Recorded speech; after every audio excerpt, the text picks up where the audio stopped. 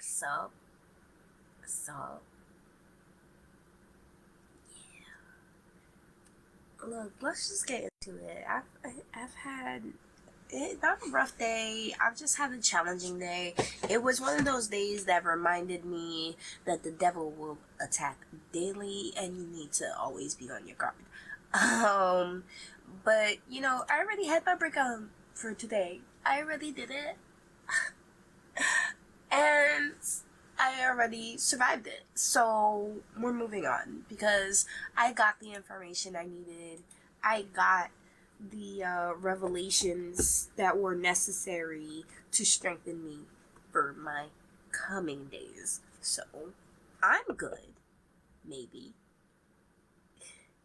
We'll see how well I incorporate it. But for now, I am good. Um, I guess it's not fair to not talk about those revelations that I had to myself.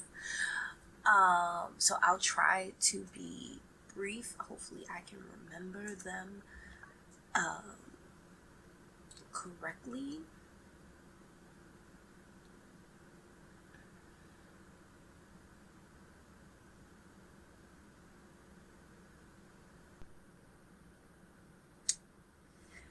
First, when you are called, there will be separation. So, understanding that uneasiness I felt was just that, sometimes you need to be separated before you can meet you or be with your people.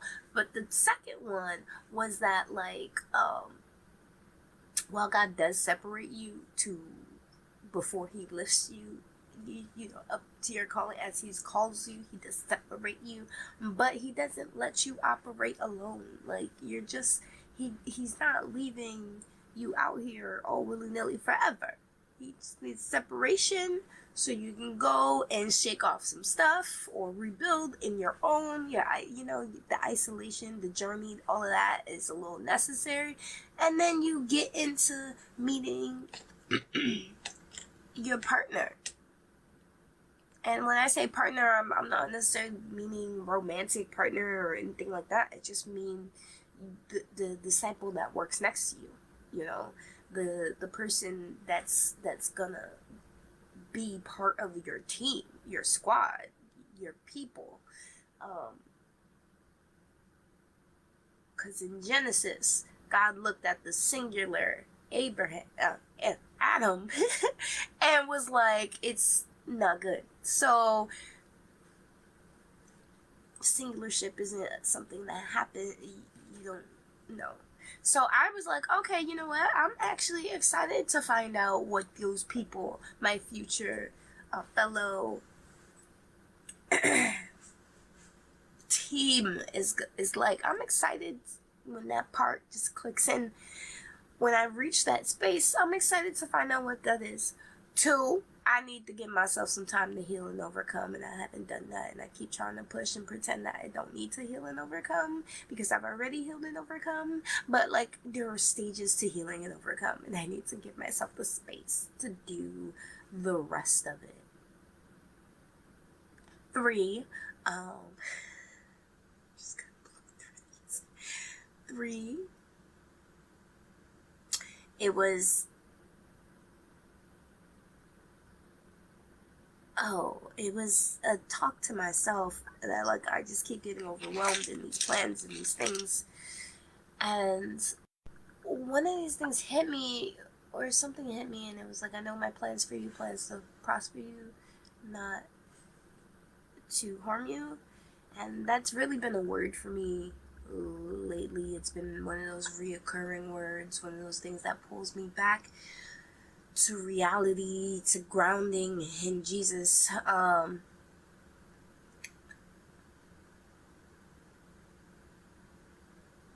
Excitement.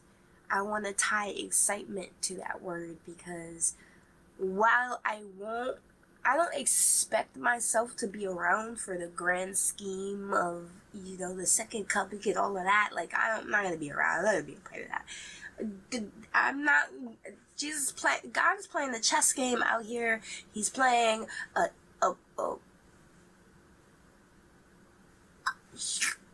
know how many dimensions of chess. I don't know. It's like, it's probably got 100 dimensions to this chess game that he's playing. I don't know, man. But,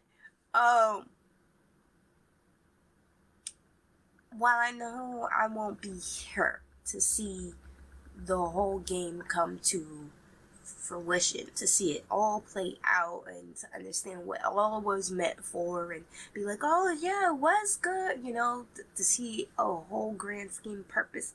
Yeah, I won't be here for that. But I can take reassurance in the fact that there's a plan for me specifically. There's a plan for me to prosper, for me to succeed. An Angeline plan, there's a plan for me separately. And in that, I'm gonna find,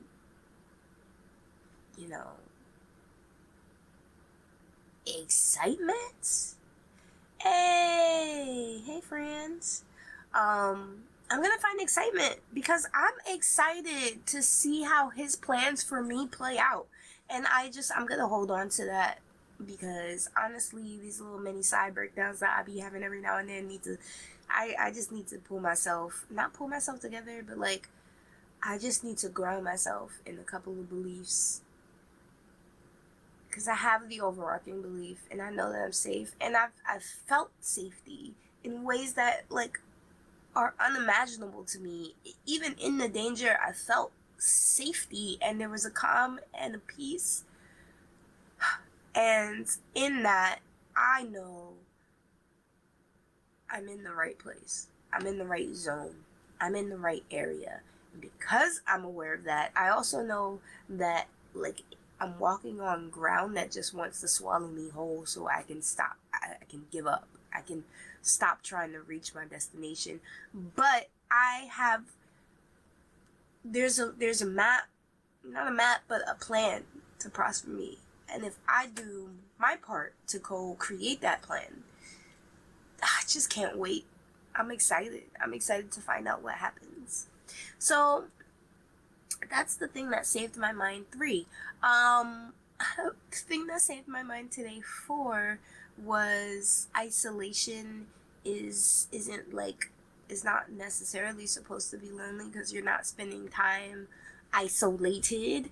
You're spending time engaging with your inner self, the inner voices.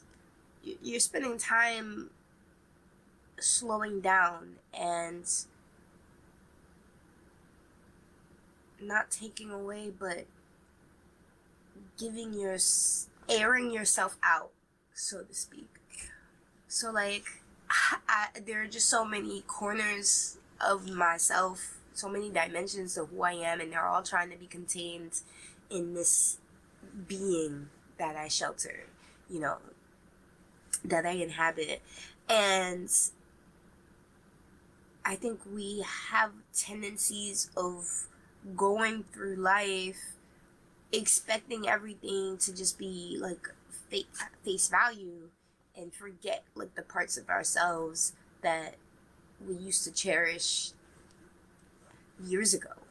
And that doesn't necessarily those parts that you used to cherish, did you get the chance to mourn them, or did it just get taken away from you? Those parts that you used to truly enjoy, when did you stop nourishing it? And was it by choice? So did you just grow out of it, not seamlessly, or grow into something new, or or did it just stop because something else in your life seemed more pressing? So yeah, I want to air myself out, so to speak, and remember the parts of me that I used to fully throw myself into and call that my life, and not remember to reclaim or anything like that, but to remember and honor it. Just want to remember it and be oh yeah, that was a part of who I was way back when. I love that. And I see how this shapes who I am right now. I just want to do some self reflecting. I want to walk through the gallery of who I was so that I can see how those choices can inform my future. Yeah. So all of that to say, it was a rough hour because it really happened in an hour.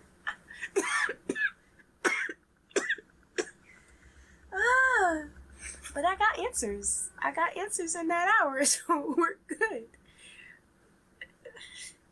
Meditation, man. Meditate with yourself because sometimes it helps. And sometimes you gotta break a little.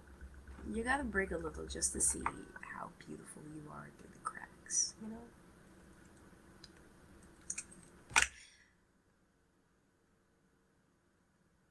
I'm ready to just read the Bible. We're going into Judges. We're going into Judges 1 and 3. And then after that, we'll be in Psalm 70. And then, there was a devotional. So I attached the devotional to the description.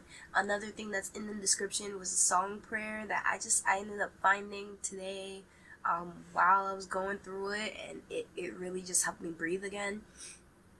And one of the things that it helped me highlight is that what's happening to me right now isn't about worldly circumstances, which I really felt I was happy about. It's not about my circumstances that keeps bringing me back to this place. It's an internal calling. It's an internal desire. It's an internal drive. And I just need to do some internal maintenance. And that's okay. So, in the book of Judges, the Israelites turn away from God and face the consequences. God raises judges in cycles of rebellion, repentance, and restoration. So,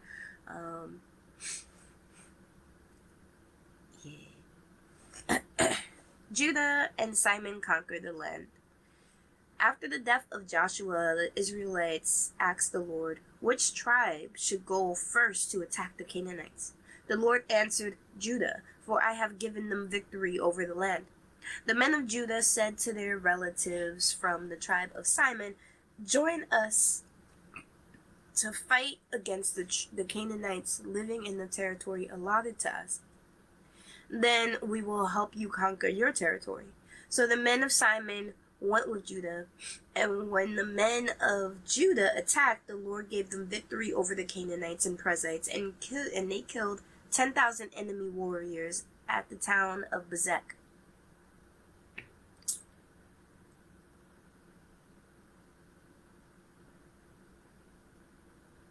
I love that this started with a question. Like, who should do what? I started with the strategy question to the Lord. And then they received an answer and they followed through on it. But Judah also recruited help, not going like, oh, I gotta do this on my own. He recruited help. But it was like, the Lord was like, I gave you victory over the land. I have given them victory over the land. And then I think I'm stopping here because that resonates with I gave you victory, period. Like, it's already, I mean, we're after Christ Christians. It's already been won. So I gave you victory. And now it's just remembering to ask what the strategy is and ask how to go forth in the victory, like the authority of the victory God has already given you. Because he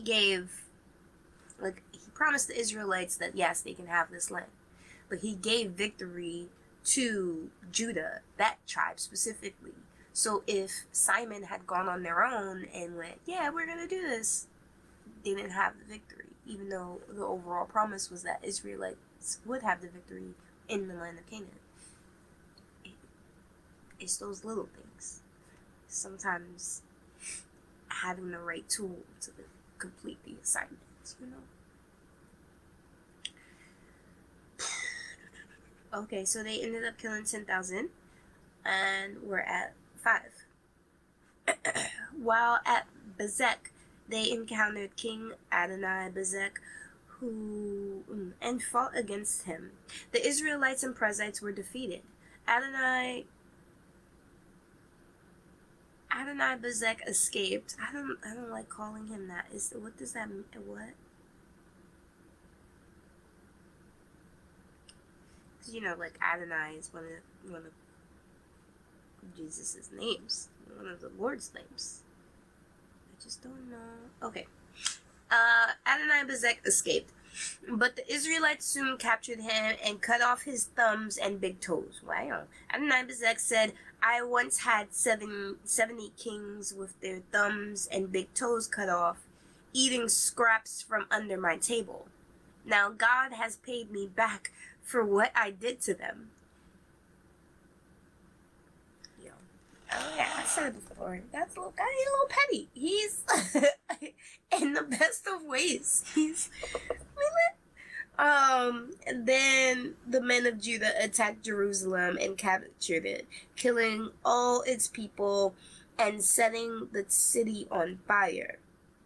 Then then they went down to fight the Canaanites living in the hill country, the Negev, and the western foothills.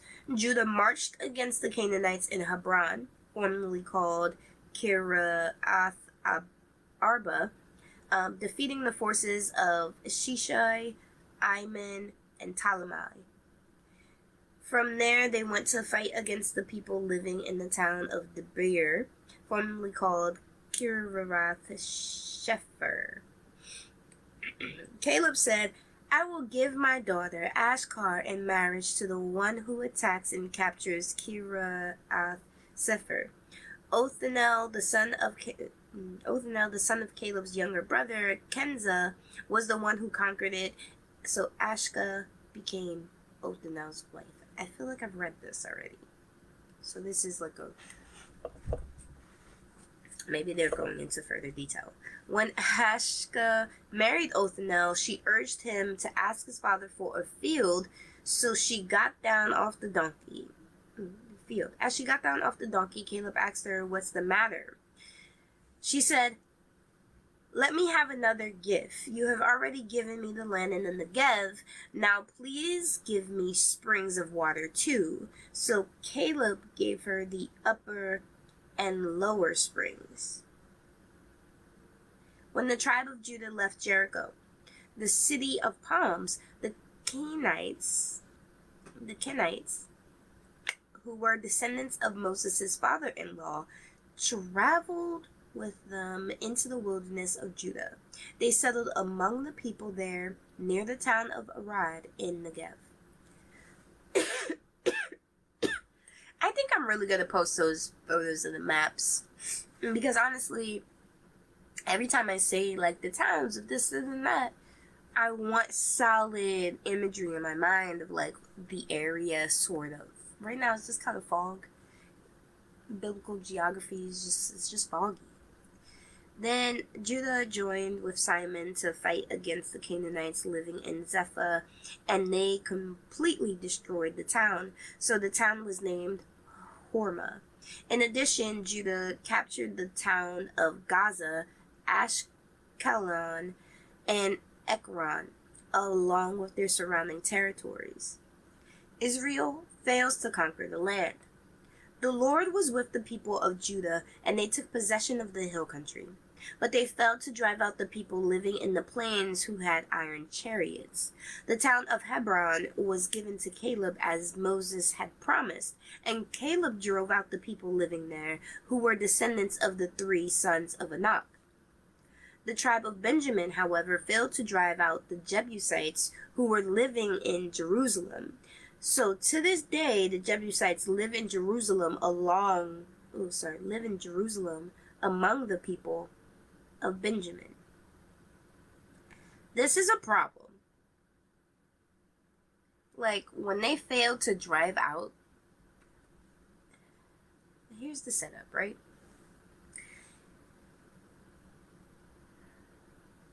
God's like, go, I'm giving you this land. drive everyone out who's a resident there. Do it slowly over time, right? Because I don't want the land to be overrun with the wild animals and then kill you, because you won't be able to keep them at bay, the wild animals. But do not coexist, do not commingle, or the sins of the Canaanites will start to bleed into the sins of Israel, right? Because they're going to start absorbing their practices. They're going to start going into the cold marriage, living amongst them, seeing their rituals and thinking like, oh, it's okay. So all of that land was supposed to be just for Israel, so that they can solely focus on the practices that were given to them that by God, that their ancestors practiced, the gods that they knew, that their ancestors knew, not pick up these foreign idols and gods. So when it says Benjamin failed to drive out the Jebusites and then they end up living together in Jerusalem, you know that all of the things God forewarned them about before they even got to the promised land are about to come to fruition. And that's like, brace yourselves, because honestly, the book of Judges is just going to be us trying to figure out how bad it gets. The descendants of Joseph attacked the town of Bethel, and the Lord was with them. They sent men to scout out Bethel, formerly known as Luz. They confronted a man coming out of the town and said to him, "Show us a way into the town, and we will have mercy on you." So he showed them a way in, and they killed everyone in the town except that man and his family. Later the man moved to the land of the Hittites, and he built a town. He named it Luz, which is the name of it to this day. The tribe of Manasseh failed to drive out the people living in Bethshan, Tanakh, Dor, Iblim, Megiddo, and all their surrounding settlements, because the Canaanites were determined to stay in that region. When the Israelites grew stronger, they forced the Canaanites to work as slaves, but they never did drive them out completely from the land. The tribe of Ephron failed to drive out the Canaanites living in Gezer, so the Canaanites continued to live there among them. The tribe of Zebulun failed to drive out the residents of Kithron and Naholo, so the Canaanites continued to live among them. But the Canaanites were forced to work as slaves for the people of Zebulun. The tribe of Asher failed to drive out the residents of Akko, Sidon, Ahlab, Akzib, Helba, Aphek, and Rahab.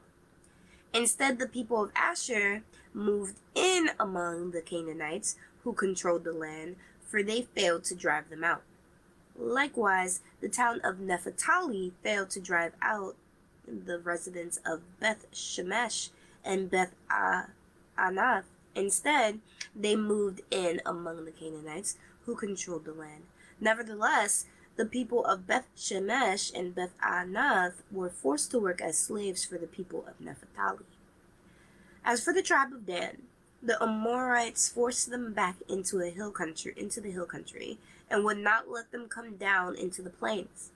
The Amorites were determined to stay in Mount Heres, Aijalon, and Salbim. But when the descendants of Joseph became stronger, they forced the Amorites to work as slaves. The boundary of the Amorites ran from Scorpion Pass to Shelah and continued upward from there.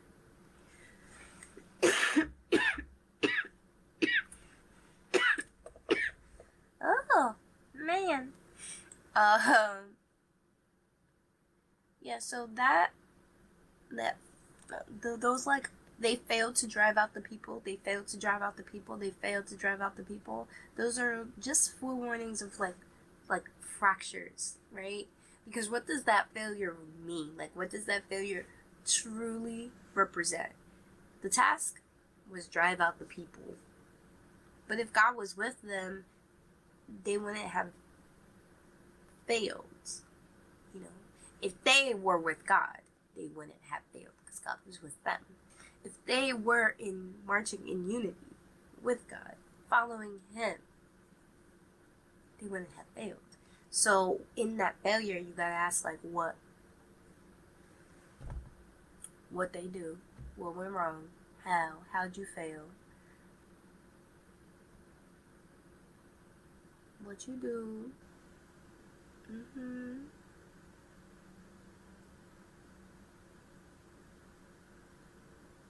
Cause that one time y'all failed,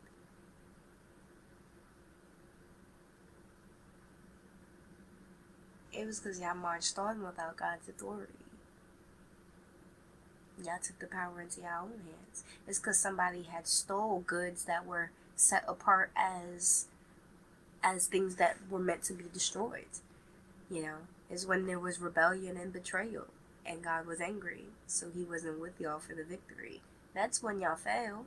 So what went wrong? Like, who acted up this time? That's what I want to know. Alright, we're going to be in Judges 2. The Lord's messenger comes to Bochim. The angel of the Lord went up to Gilgal to Bochim and said to the Israelites, I brought you out of Egypt into this land that I swore to give your ancestors, and I said I would never break my covenant with you. For your part, you were not to make any covenants with the people living in this land. Instead, you were to destroy their altars, but you disobeyed my command. Why did you do this? So now I declare that I will no longer drive out the people living in your land. They will be thorns in your sides, and their gods will be a constant temptation to you.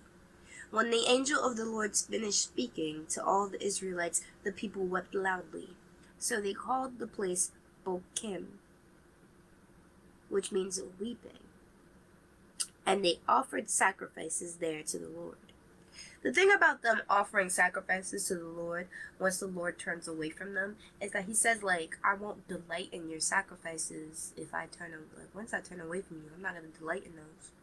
So, like, you can offer those sacrifices, but God doesn't need your sacrifices. No. He doesn't need burnt offerings and lamb blood. He doesn't need those. He graciously gives those to the Israelites as, like, ways for them to feel, to be renewed. But that graciousness, when faced with, like, rebellion and disobedience, like, at what point can you keep being that gracious? So it's like, they found out that they did wrong by Him, and so they wept. But it feels like an empty apology at that point. Like, if you're gonna offer sacrifices now, it feels like an empty apology. Because like, God was very clear about His boundaries. They knew. They knew the task. And they disobeyed. So then we're at the Joshua, right? After Joshua sent the people away, each of their tribes left to take possession of the land allotted to them. The Israelites served the Lord throughout the lifetime of Joshua and the leaders who outlived him, and those who had seen all the great things the Lord had done for Israel. Joshua, son of Nun, the servant of the Lord, died at the age of 110. They buried him in the land he had been allocated at Timnath-Serah in the hill country of Ephraim, north of Mount Gash. Okay, so I see there was like a little like time wibble, because Joshua ends with the death description of Joshua. So it seems like there's a little like time lapse, or no, like rewinding just to tell the story from a different point of view. And now we're pretty much caught up to where Joshua finished. So Israel disobeys the Lord. After that generation died, another generation grew up who did not acknowledge the Lord or remember the mighty things he had done for Israel.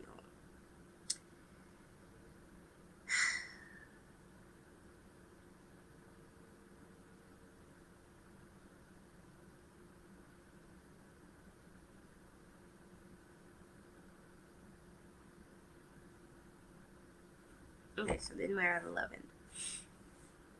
Remember the last time there was a generation, the last time there was this description, I can catch my words. The last time there was this description, we were in Exodus. And it was talking about a Pharaoh who grew up and didn't know the importance of Joseph, and that the Lord was with him. And so that the Lord was with Israel, right? And that Pharaoh sought to enslave the Israelites and mistreated them because he didn't know the importance of Joseph and what he had done for all of Egypt. So these people know they're hearing the tales of, they've been at peace, they're hearing the tales of God's great deeds, and I'm guessing there's that generational gap from generation to generation. At some point, the stories just sound removed, and it's like, okay, grandma, like, I don't want to hear you talk about this anymore. Like, I'm over it. Or even like maybe the stories aren't told because some people aren't storytellers, and that stories like really, if you think about how often, if this is possible, you've been able to hear stories from your grandma's mouth about her time, her life, her time on this planet, going through things. How receptive were you? How close to you did those stories feel? And like, how much could you relate? There's the generational gap. So now, knowing they've grown, the old generation died, the generation who was in the wilderness, who saw the plagues, who saw all of the wonders, even that generation was stubborn and rebellious. So clearly this generation who has no idea, all of that just sounds like history to them, and they're over it. They're removed from it. Obviously, they're going to be a bit rebellious to the Lord, right? The Israelites did evil in the Lord's sight and served the images of Baal. So this is them worshiping another idol, that goat, who likes sacrifices of your children, They abandoned the Lord and the God of their ancestors who had brought them out of Egypt. They went after other gods, worshiping the gods of the people around them. That's why they were supposed to drive everyone out. And they angered the Lord. They abandoned the Lord to serve Baal and the images of Ashtoreth.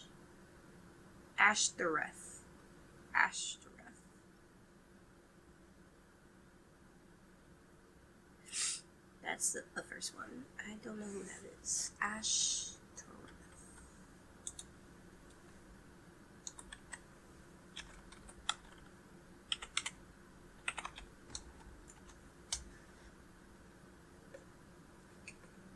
Ashtoreth was a goddess in the ancient Near East who appeared several times in the Bible with different versions of her name.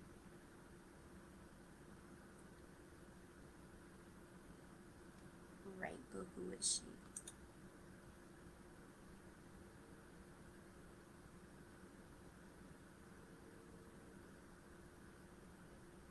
she? In one myth, she is the goddess of the sea and of fishermen, and the wife of the god Baal. Fragmentally surviving text says about her Homage to the Lady Asherah of the sea. Substance of... huh? I have to read that.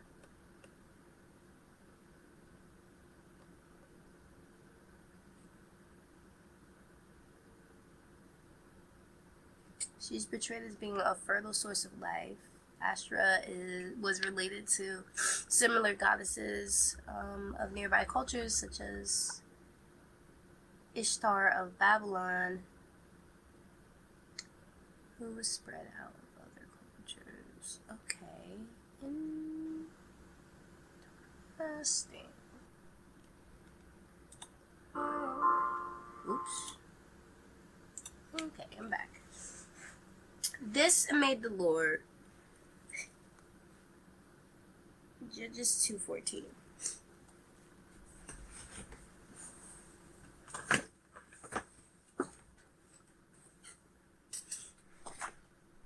Alright. Judges 2:14. This made the Lord burn with anger against Israel. So he handed them over to raiders who stole their possessions. He turned them over to their enemies all around, and they were no longer able to resist them. Every time Israel went out to battle, the Lord fought against them, causing them to be defeated, just as he had warned, and the people were in great distress. The Lord rescues his people. Then the Lord raised up judges to rescue the Israelites from their attackers. Yet Israel did not listen to the judges, but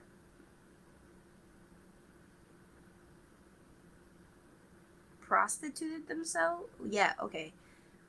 Yet Israel did not listen to the judges, but prostituted themselves by worshiping other gods. How quickly they turned away from the path of their ancestors, who had walked in obedience to the Lord's commands. Whenever the Lord raised up a judge over Israel, he was with that judge and rescued the people from their enemies throughout the judge's lifetime. For the Lord took pity on his people, who were burdened by oppression and suffering. But when the judge died, the people returned to their corrupt ways, behaving worse than those who had lived before them. They went after other gods, serving and worshiping them, and they refused to give up their evil ways and stubborn practices. So the Lord burned with anger against Israel. He said, "Because these people have violated my covenant, which I have made with their ancestors, and have ignored my commands, I will no longer drive out the nations that Joshua left unconquered when he died. I did this to test Israel, to see whether or not they would follow the ways of the Lord as their ancestors did. This is why the Lord left those nations in place. He did not quickly drive them out or allow Joshua to conquer them all." Well, okay. Well, that makes sense.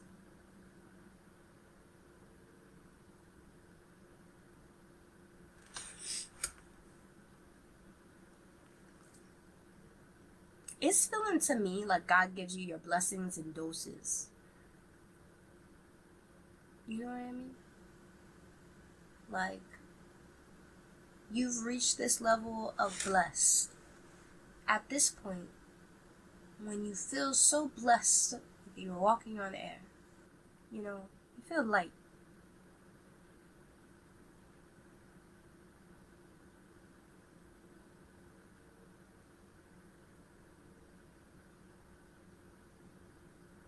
Can you still be obedient in your lightness and your blessings? Because if you can, then I can give you more blessings. It's kind of what it feels like.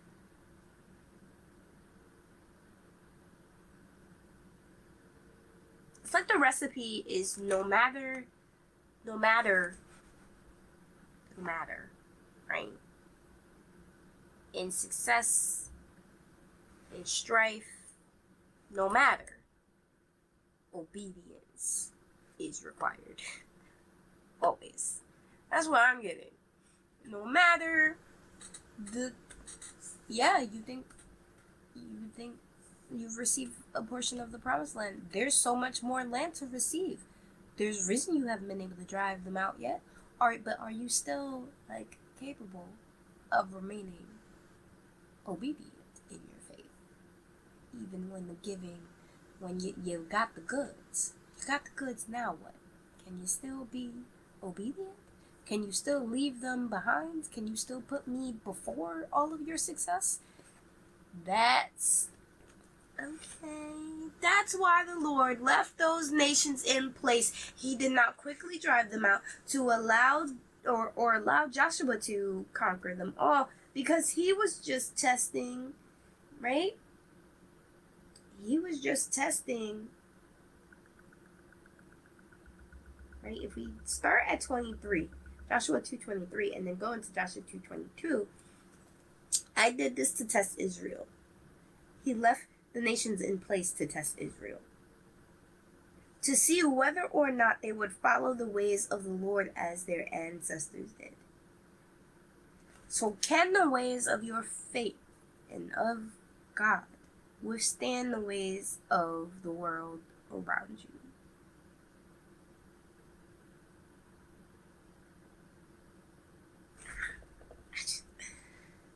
Okay, wait.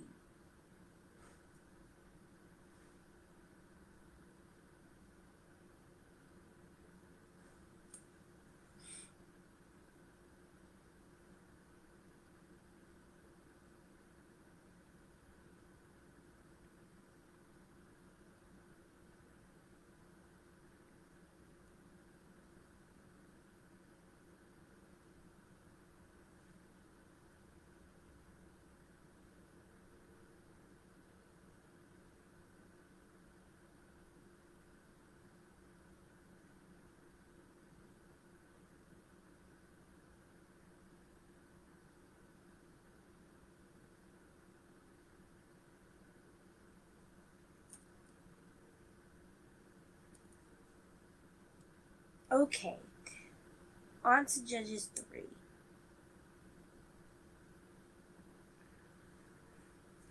The nations left in Canaan. There are the nations that the Lord left in the land to test the Israelites who had not experienced the wars of Canaan. He did this to teach warfare to generations of Israelites who had no experience in battle. These are the nations: the Palestinians, those living under the 5 Palestine rulers, all the Canaanites, the Sodomanites,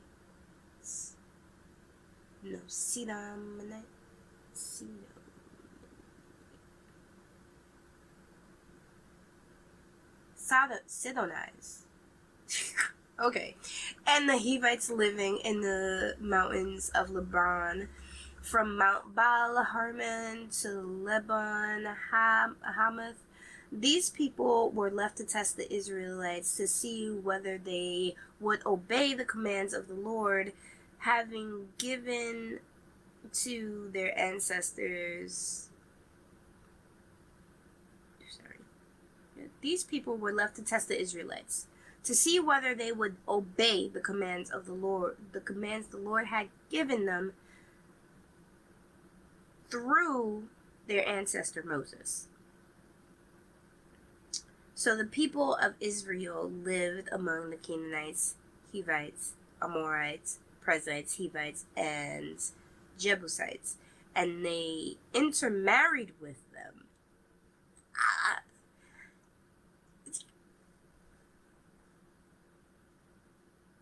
Israel's sons married their daughters, and Israelite daughters were given in marriage to their sons, and the Israelites served their gods. Othniel becomes Israel's judge. Now, Othniel was the man Caleb's nephew who conquered that town in Hebron in order to marry Caleb's daughter, right? The Israelites did evil in the Lord's sight. They forgot about the Lord their God, and they served images of Baal and the Asherah poles. Then the Lord burned with anger against Israel, and he turned them over to King Cushan Rishathaim of Amoram Naharaim. And the Israelites served Cushan Rishathaim for 8 years. But when the people of Israel cried out to the Lord for help, the Lord raised up a rescuer to save them. His name was Othniel, the son of Caleb's younger brother, Kenaz. The Spirit of the Lord came upon him, and he became Israel's judge. He went to war against King Cushan Rishathaim of Aram, and the Lord gave Othniel victory over him. So there was peace in the land for 40 years. Then Othniel, son of Kenaz, died. The Spirit of the Lord came upon him. Spirit of the Lord came upon him, and they got victory. Okay. And Ehud becomes Israel's judge. Once again, the Israelites did evil in the Lord's sight. And the Lord gave King Eglon of Moab control over Israel because of their evil. Eglon enlisted the Ammonites and Amalekites as allies, and then he went out and defeated Israel, taking possession of Jericho, the city of palms. And the Israelites served Eglon of Moab for 18 years. But when the people of Israel cried out to the Lord for help, the Lord again raised up a rescuer to save them. His name was Ehud, son of Gera, a left-handed man of the tribe of Benjamin. A left-handed man? What does that mean? Like, he wrote with his left hand? My bad.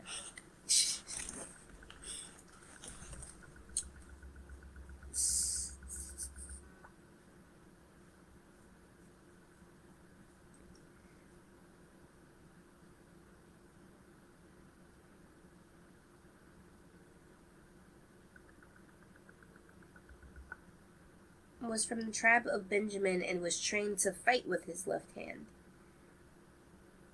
The Israelites sent Ehud. Oh.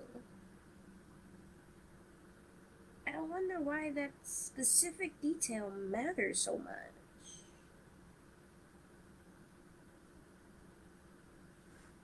Okay. So, Ehud made... left-handed man from the tribe of Benjamin. The Israelites sent Ehud to deliver their tribute money to King Eglon of Moab. So Ehud made a double-edged dagger that was about a foot long, and he strapped it to his right thigh, keeping it hidden under his clothing. He brought the tribute money to Eglon, who was very fat. After delivering the payment, Ehud started home with those who had helped him carry the tribute. But when Ehud reached the stone idols near Gilgal, he turned back. He came to Eglon and said, "I have a secret message for you." So the king commanded his servants, "Be quiet," and he sent them out of the room.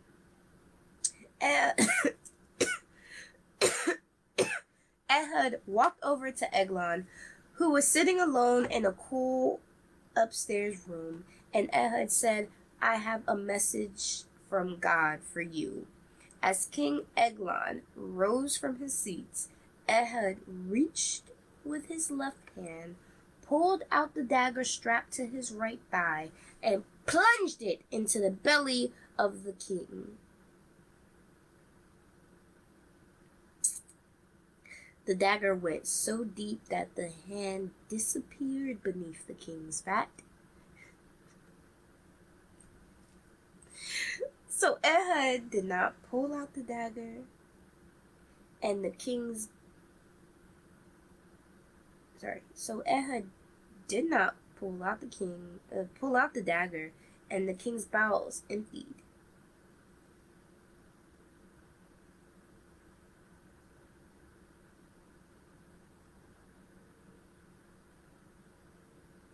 Why does that feel like a typo? So Ehud did not pull out the dagger. And the bowels emptied. I feel like he would have had to pull out the dagger for the bowels to empty. Whatever. Okay. Let's just check the King James. And hath also went in after the blade, and the fat closed upon the blade, so that he could not draw out the dagger from his belly, and the dirt came out. So in the King James Version, he couldn't draw out the dagger because the fat of this man, this king, kind of kept it there. Sorry. That's not funny. That's funny. But that's not funny. Oh, okay.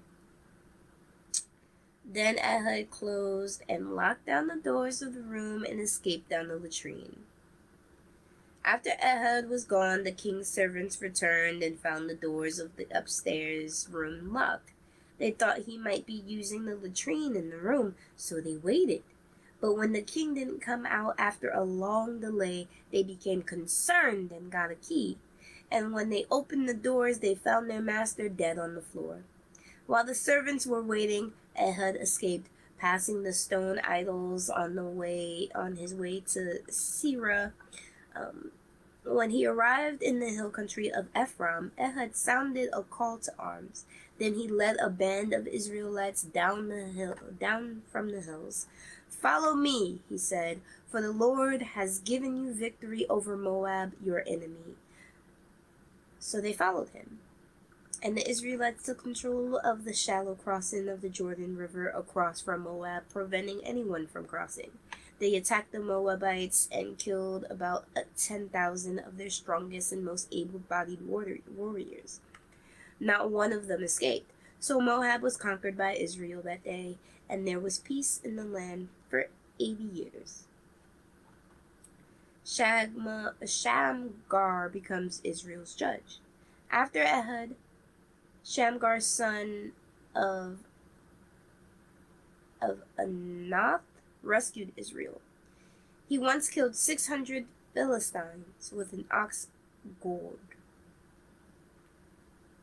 Well, that's that. We'll find out more about that tomorrow. Psalm 70. This is a Psalm of David, asking God to remember him. "Please, God, rescue me. Come quickly, Lord, and help me.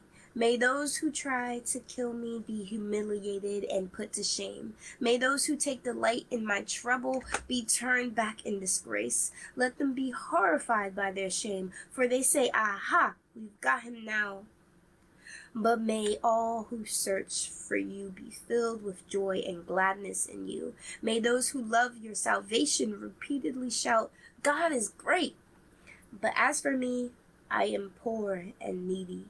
Please hurry to my aid, O God. You are my helper and my savior. O Lord, do not delay."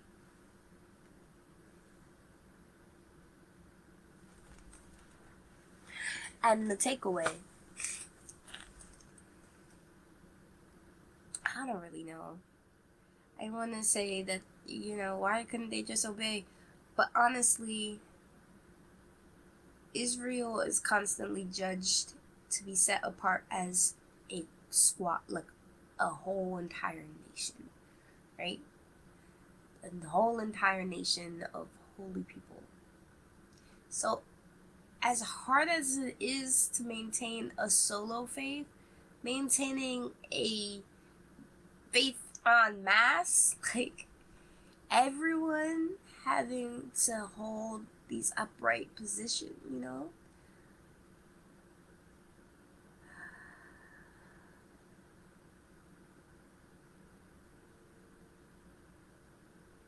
the bar is high.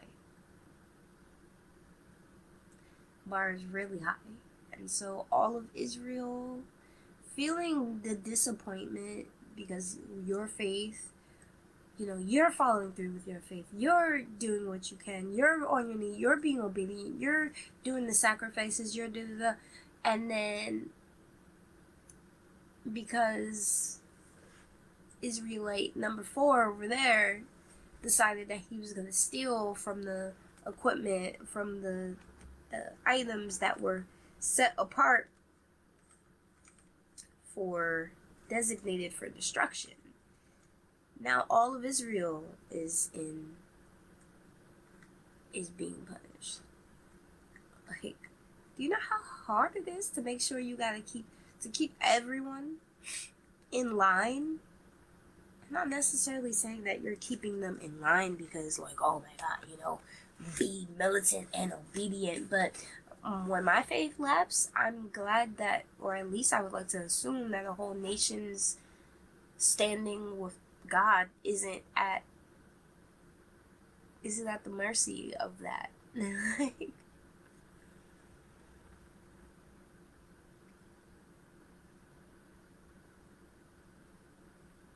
Maybe it's a lack of support. Maybe also God was like, here, Israel, this is the standard I'm calling to you to support each other so that you can all rise to this ability. Like, it's on all of you to judge a person and to eliminate the people within the nation who can't uphold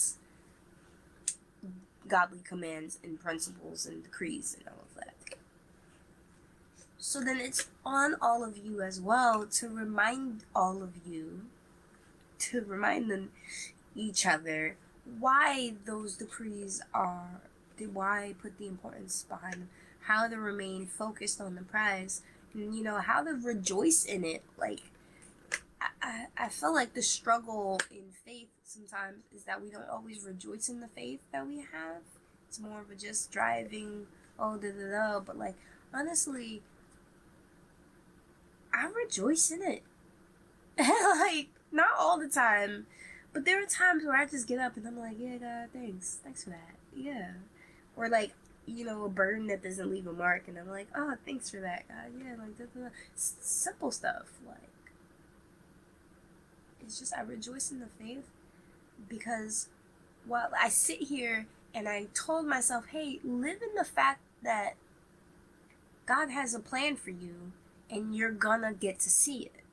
Live in that command that thought, because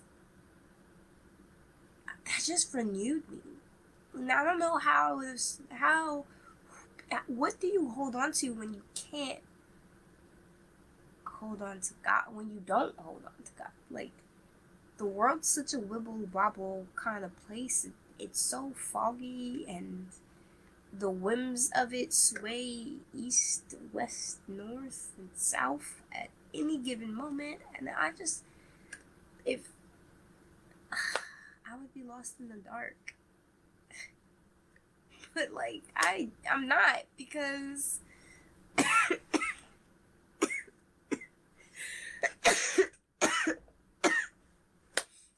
yeah, I'm not lost in the dark. I'm challenging myself, and that leads to cracks, and that leads to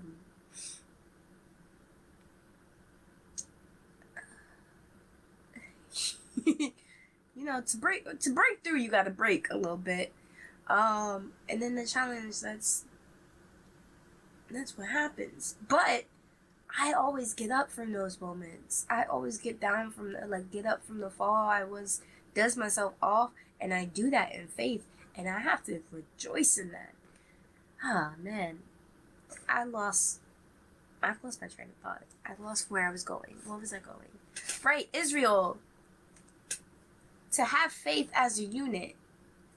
I want to just be like, why were they so disobedient? But to have faith as a unit, when you're facing the world, the strength of your own faith, when you're facing the world, not condemnation, but the faith that really comes deep within you, a conviction.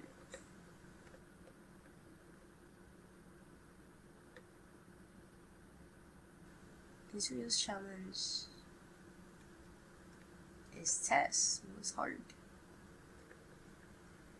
And now this is a 60,000 people like it's a large nation. We say Israel and it's this one word, but it's 60,000 people having to be unified in faith and keep commands and decrees they don't really know anything about. That's foggy to them. Only learned about through oral history alone. And this is obviously going to be weighed in and seen through the lens of the person saying it to them, right? So, like, if it's your mother teaching you, or your father, or your uncle, or grandparents, like, that lesson is going to be received through the lens of who those people are. Their character, you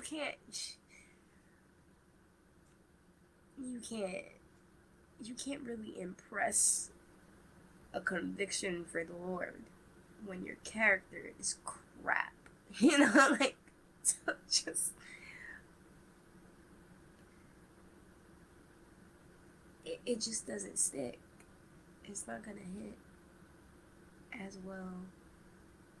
And so, like, that's how I imagine Israel's faith and willingness to obey commands and decrees slipped away from them. Not slipped away from them necessarily, but was given away. Was relinquished. That's my takeaway. And good night. Have a good one, y'all. Bye.